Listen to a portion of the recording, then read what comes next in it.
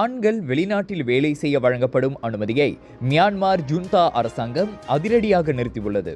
ராணுவத்தில் பணிபுரிவதை கட்டாயமாக்கும் சட்டம் அமலுக்கு வந்த 2 வாரங்களில் ஆயிரக்கணக்கானோர் மியான்மரை விட்டு வெளியேற முயன்றதை அடுத்து ஜுன்தா அந்த தடையை விதித்துள்ளதாக கூறப்படுகிறது.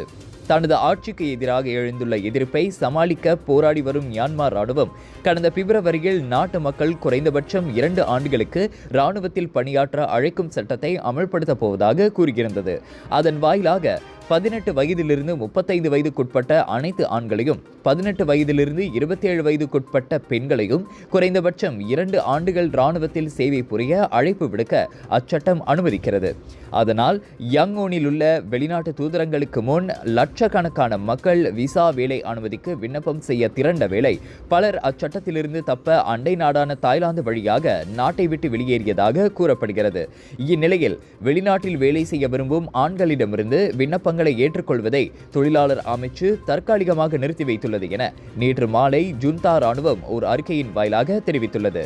விண்ணப்பங்களை பரிசீலிக்க கூடுதல் காலக்கெடு தேவைப்படுவதால் அந்த நடவடிக்கை எடுக்கப்பட்டுள்ளதாக மட்டுமே அந்த அறிக்கையில் குறிப்பிடப்பட்டுள்ளது. அது தொடர்பில் மேல் விவரங்கள் எதுவும் வெளியிடப்படவில்லை. அனைத்துலக தொழிலாளர் அமைப்பின் மதிப்பீட்டின்படி 2020ஆம் ஆண்டு வரையில் 40 லட்சத்துக்கும் அதிகமான மியான்மர் நாட்டவர்கள் வெளிநாடுகளில் வேலை செய்கிறார்கள்.